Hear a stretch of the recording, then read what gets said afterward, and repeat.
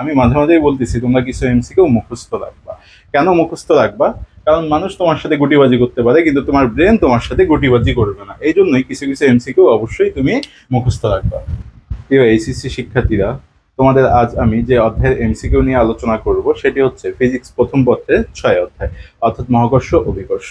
তো এমসিকিউ গুলো শুরু করার আগে তোমাদের যে তথ্যগুলো মুখস্থ রাখলে এমসিকিউ দাগাইতে তোমাদের সুবিধা হবে, এই তথ্যগুলো দেখে আসি চলো। তো এখানে পৃথিবী পৃষ্ঠে জি এর মান, পৃথিবী পৃষ্ঠে জি এর মান কত এটা তোমরা সবাই জানো, 9.8 মিটার পার সেকেন্ড স্কয়ার। এবং পৃথিবীর কেন্দ্রে জি এর মানটা কি হবে? পৃথিবীর কেন্দ্রতে জি এর মানটা কি হবে? শূন্য হয়ে যাবে। এবং দ্বিতীয়ত, পৃথিবীর পৃষ্ঠ থেকে পৃথিবীর ব্যাসার্ধের অর্ধেক গভীরতায় জি এর মান কত? পৃথিবীর পৃষ্ঠ থেকে পৃথিবীর ব্যাসার্ধের অর্ধেক গভীরতায় জি এর মান হচ্ছে 4.9 মিটার পার সেকেন্ড স্কয়ার। তোমরা যদি এই তথ্যটি মুখস্থ রাখো তাহলে এটি আর বড় আকারে তোমাদের এমসিকিউ সলভ করতে হবে না, অর্থাৎ দেখা মাত্রই তোমরা অ্যান্সার দাগাইতে পারবে। এখন পরবর্তীতে যেটি আছে সেটি হলো পৃথিবীর পৃষ্ঠ থেকে পৃথিবীর ব্যাসার্ধের সমান উচ্চতায় অভিকর্ষ ত্বরণ কত হবে? এটা বলছে পৃথিবীর পৃষ্ঠ থেকে পৃথিবীর ব্যাসার্ধের সমান উচ্চতা, অর্থাৎ পৃষ্ঠ থেকে পৃথিবীর ব্যাসার্ধের যদি সমান উচ্চতা বলে তাহলে জি এর মান হলো 2.45 মিটার পার সেকেন্ড স্কয়ার। পৃথিবীর ব্যাসার্ধ যদি আর হয়, অর্থাৎ পৃথিবীর ব্যাসার্ধ আর হলে কত উচ্চতায় জি এর মানটা শূন্য হবে? কত উচ্চতায় জি এর মান শূন্য হবে বললে অ্যান্সার হবে r/2 হবে, r/2 হবে। কত দ্রুতিতে চললে যাত্রীরা ওজনহীন মনে করবে? এবং দ্বিতীয়তে যেটা আছে, কৃত্রিম উপগ্রহের ন্যূনতম বেগ বা ওজনহীনতা হবে, এর বেগটা কত হবে? এর বেগ হবে 7.9 কিলোমিটার পার সেকেন্ড। তারপর ভূস্থির উপগ্রহের বেগ কত? ভূস্থির উপগ্রহের বেগটা হচ্ছে 3.1 কিলোমিটার পার সেকেন্ড। তাও পৃথিবীর মুক্তিবেগ, এটা অবশ্যই তোমরা জানো পৃথিবীর মুক্তিবেগ কত? পৃথিবীর মুক্তিবেগ হচ্ছে 11.2 কিলোমিটার পার সেকেন্ড। তারপর চাঁদের মুক্তিবেগ হচ্ছে 6.02 কিলোমিটার পার সেকেন্ড। এখানে যে তথ্যগুলো দেওয়া আছে তোমরা অবশ্যই এই তথ্যগুলো মুখস্থ রাখবে। তো এই অধ্যায় থেকে কি ধরনের তোমাদের এমসিকিউ এর জন্য ম্যাথ টার্ম গুলো থাকবে চলো এবার আমরা সেটি দেখি। প্রথম যে এমসিকিউটি আছে সেটি হলো 1 কেজি এবং 1 কেজি ভরের দুটি বস্তু 1 মিটার দূরে অবস্থিত। বস্তু দুটি একে অপরকে কত বলে আকর্ষণ করে? তো আমরা এটি কিভাবে করব? তোমরা অবশ্যই এই সূত্রটি জানো মহাকর্ষের ক্ষেত্রে, F = G m1 m2 by d square. এখন এখানে m1 এর মান কত? 1, m2 এর মান কত? 1, d এর মান কত? 1। তাই এখানে পুরোটার মান কি হয়ে যাচ্ছে? 1 হয়ে যাচ্ছে। তাহলে কি থাকতেছে? F = G। G এর মান কত জানি আমরা? G এর মান জানি হলো 6.67 ইন্টু 10⁻11 নিউটন হবে, অর্থাৎ এই বলে বস্তু দুটো একে অপরকে আকর্ষণ করবে। এখন এই এমসিকিউ এ যদি ভরের কথা উল্লেখ না করে দিত, যদি বলতো চার্জ, যদি কি বলতো? চার্জ বলতো, তাহলে বস্তু দুটো একে অপরকে কোন বলে আকর্ষণ করতো? ভরের কথা উল্লেখ না করে যদি চার্জ বলতো তাহলে এখানে অ্যান্সার হতো এটা 9 ইন্টু 10⁻9 নিউটন বলে আকর্ষণ করতো। যদি চার্জের কথা বলতো তাহলে অ্যান্সারটা কি হতো? অ্যান্সার হয়তো 9 ইন্টু 10⁻9। আর ভরের কথা বললে, যেহেতু সবগুলোর মানই এখানে 1 আছে, এই জন্য ভরের কথা বললে এখানে এফ এর মানটা কি হবে? এফ এর মানটা হবে জি এর মানের সমান, অর্থাৎ 6.67 ইন্টু 10⁻11 নিউটন। তাহলে এটার অ্যান্সার হচ্ছে এটি। তো বোর্ডে আমি যে এমসিকিউটি নিয়েছি সেটি দেখা যাক। দুটি কণার মধ্যে মহাকর্ষ বলের মান কেমন পরিবর্তন হবে? একটি কণার ভর পূর্বের দ্বিগুণ, অন্য কণার ভর 3 গুণ করা হয় এবং একই সাথে তাদের মাঝে দূরত্ব কত? দ্বিগুণ করা হয়। তাহলে এখানে কেমন পরিবর্তন হবে এটা বের করতে হবে। তো এই এমসিকিউটা, এত বড় এমসিকিউ দেখে ভয় পাওয়ার কিছু নেই, এটা একদমই সোজা এমসিকিউ। তোমরা কি জানো? কি জানো? জানো G m1 m2 divided d square. এখানে একটার ভর কত বলছে? দ্বিগুণ, অন্যটার ভর 3 গুণ বলছে এবং দূরত্বটা বলছে দ্বিগুণ, তাহলে 2 স্কয়ার। তাহলে এটা কত হচ্ছে? এটা হচ্ছে 6/4f, অর্থাৎ এখানে পরিবর্তনটা হবে 1.5 গুণ। এখানে একটা আরেকটা মহাকর্ষ বলে কিরকম পরিবর্তন হবে? 1.5 গুণ মহাকর্ষ বলটা কি হবে? বাড়বে। তো এবার আমি যে এমসিকিউটি নিয়েছি সেটি দেখা যাক। চন্দ্রের ভর পৃথিবীর ভরে দেয়া আছে 1/80 এবং চন্দ্রের ব্যাসার্ধ পৃথিবীর ব্যাসার্ধের 1/4 ভাগ। তাহলে পৃথিবীর পৃষ্ঠে জি এর মান দেওয়া আছে 9.8 মিটার পার সেকেন্ড স্কোয়ার হলে চন্দ্রপৃষ্ঠে জি এর মানটা কত হবে, চন্দ্রপৃষ্ঠে জি এর মানটা কত হবে। তো এটা আমরা একবারেই শর্টকাটে করতে পারি। সেটা কি, চন্দ্রপৃষ্ঠে জি যেটা আছে সেটাকে আমরা জি2 ধরলাম, ধরার পর এখানে আর square divided M into G one. তোমরা যদি এই সূত্র বসাই দাও তাহলে এটা একদমই শর্টকাটেই সলভ হয়ে যাবে। তো তোমরা যদি এই ম্যাথটা করার সময় এই সূত্রটা বসাও তাহলে একদমই শর্টকাটে এটা সলভ হয়ে যাবে। অর্থাৎ শর্ট টেকনিক হলো এটা, জি2 ইকুয়াল আর square divided M into G one. তো আমরা এখন এখানে মানগুলো বসাই দিই। আর স্কোয়ার, আর এর মানটা কত আছে 4, এটা হবে 4 স্কোয়ার ডিভাইডেড 80 ইন্টু 9.8 ইকুয়াল দিয়ে হবে 1.96। অর্থাৎ অ্যান্সারটা কি হবে 1.96। তো এবার আমি যে এমসিকিউটি নিয়েছি সেটি দেখা যাক। ভূপৃষ্ঠ থেকে পৃথিবীর ব্যাসের সমান উচ্চতায় একটি বিন্দুতে জি এর মানটা কত হবে। অর্থাৎ পৃথিবী থেকে ভূপৃষ্ঠ থেকে পৃথিবীর ব্যাসের সমান উচ্চতায়, এটা করতে গেলে আমরা যে সূত্রটা ইউজ করব, জি1 ডিভাইডেড জি2 equal R plus S whole square divided R square. এখন এটার ক্ষেত্রে আর যেটা আছে আর, এইচ এর মান হবে এখানে 2r, নিচে হলো আর, এটার উপর স্কোয়ার, তাহলে এখানে থাকতেছে হলো 9 ডিভাইডেড 1। এখানে জি2 ইকুয়াল যেটা হচ্ছে জি1 ডিভাইডেড 9, তাহলে এখানে হচ্ছে 9.8 ডিভাইডেড 9, তাহলে এটার মানটা কত হচ্ছে 1.1 মিটার পার সেকেন্ড স্কোয়ার।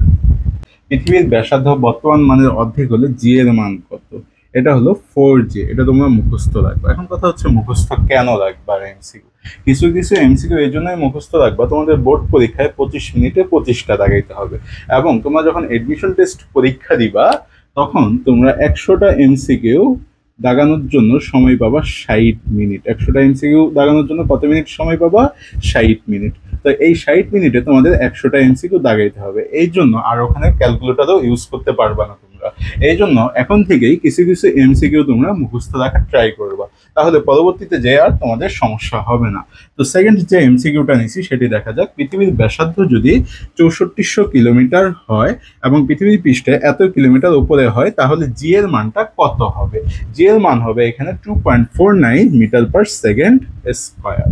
তো দেখো এবার বোর্ডে আমি যে এমসিকিউটি নিয়েছি সেটা হলো, ভর ধ্রুব রেখে পৃথিবীর ব্যাসার্ধ যদি অর্ধেক করা হয় তাহলে তোমার ওজন কত হবে? তো বলে ফেলো তোমার ওজন কত হবে। এখন এটা তোমরা কমেন্টে জানাই দাও তোমার ওজন কত হবে। এখন কথা হচ্ছে আমি মাঝে মাঝেই বলতেছি তোমরা কিছু এমসিকিউ মুখস্থ রাখবা। কেন মুখস্থ রাখবা? কারণ মানুষ তোমার সাথে গুটিবাজি করতে পারে কিন্তু তোমার ব্রেন তোমার সাথে গুটিবাজি করবে না। এই জন্যই কিছু কিছু এমসিকিউ অবশ্যই তুমি মুখস্থ রাখবা।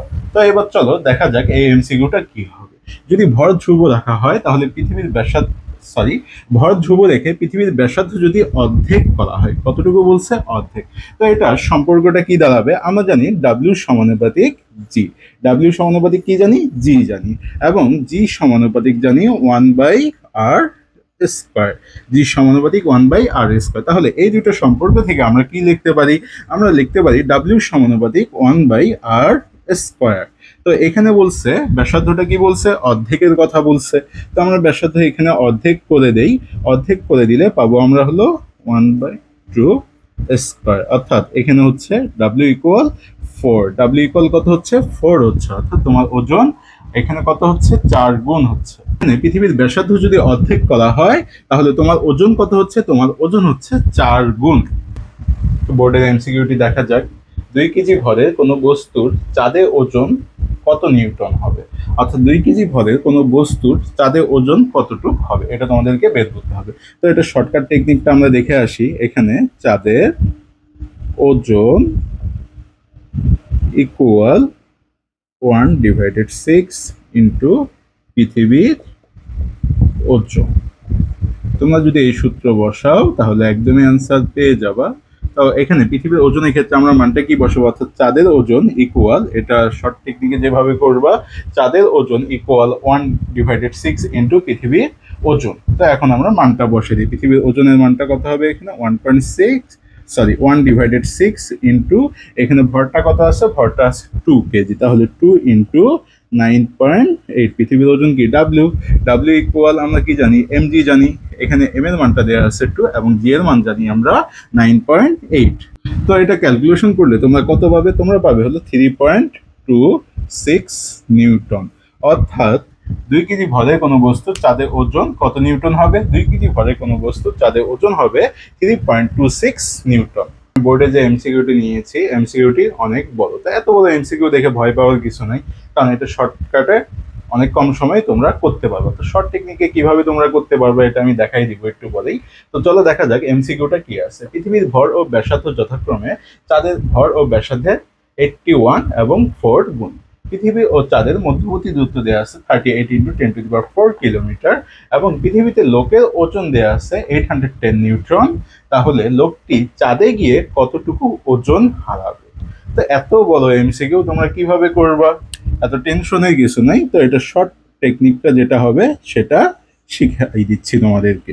এখানে লিখবা তোমরা W2 divided W1 equal r² m।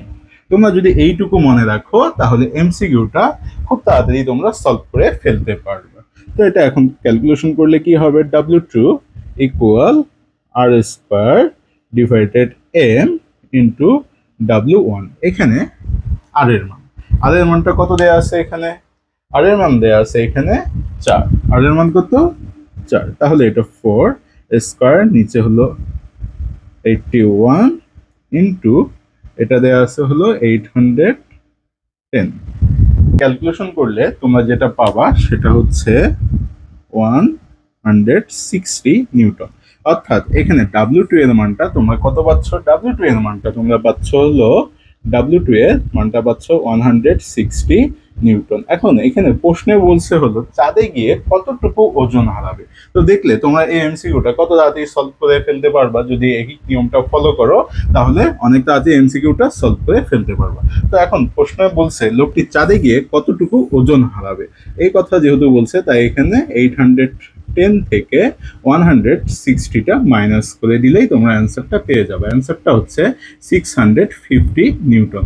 অর্থাৎ এটার অ্যান্সারটা কি হচ্ছে, অ্যান্সারটা হচ্ছে 650 নিউটন, অর্থাৎ ওজন হারাবে 650 নিউটন। এবার যে এমসিকিউটি নিয়েছি সেটা হলো পৃথিবী পৃষ্ঠে কোনো একটি m ভরের বস্তু, কি বলা আছে, m ভরের বস্তুর মুক্তিবেগ দেওয়া আছে 11.2 কিলোমিটার পার সেকেন্ড। তাহলে ভর দ্বিগুণ করা হলে বস্তুটির মুক্তিবেগ কত। এখন বলো দেখি এটার অ্যান্সার কি হবে। এখানে কি করা হয়েছে, ভর দ্বিগুণ করা হয়েছে। এখন তোমরা ভাবতেছো এমসিকিউটা কিভাবে করবা, এমসিকিউটা একদমই ইজি। কারণ কি, কারণ মুক্তিবেগ সবসময় কিসের উপর নির্ভর করে বলো দেখি, মুক্তিবেগ নির্ভর করে হলো গ্রহের উপর। কার উপর, গ্রহের উপর। মুক্তিবেগ নির্ভর করে গ্রহের উপর, গ্রহের উপর। মুক্তিবেগ কি বস্তুর ভরের উপর কখনো নির্ভর করে না, মুক্তিবেগ নির্ভর করে না বস্তুর ভরের ওপর।